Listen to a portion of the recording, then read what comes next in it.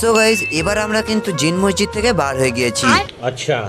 এবং এখন যেখানে যাচ্ছি না এভাবে তোমাদের বলবো না, জানিয়ে দিলে তো হয়েই গেল, ইন্টারেস্ট আর কোথা থেকে আসবে। কিন্তু একটুখানি বলি, যেখানে যাচ্ছি সেখানে সিরাজউদ্দৌলা মীর জাফরকে মারার জন্য কামান ফিট করে রেখেছিল, সেটা দেখতেই যাচ্ছি। বলেই তো দিয়েছি, তাই বলে চলে যেও না যেন। দেখো কি বড় বড় আম বাগান, আসলে এটা ছিল সিরাজউদ্দৌলার দাদার আম বাগান, এখান থেকেই চুরি করে আম পারতো সিরাজউদ্দৌলা। যাই হোক, আর একটুখানি গেলেই আমরা কিন্তু পৌঁছে যাব। আর গাইজ দেখো, ওই যেটা দেখা যাচ্ছে ওটা হলো কাটরা মসজিদ, ওখানেও কিন্তু আমরা আসবো, কিন্তু সেটা পরে। আসলে 9টা না বাজলে গেট ওপেন হবে না, বাট আমরা কিন্তু চলে এসেছি সেই বিখ্যাত কামান দেখতে। কিন্তু সবাই পাঁচিল টপকে যাচ্ছে, কারণ গেটে দেখো তালা লাগানো আছে, এটা মূলত খোলাই হয় না। কিন্তু আমরা হলাম বাদর,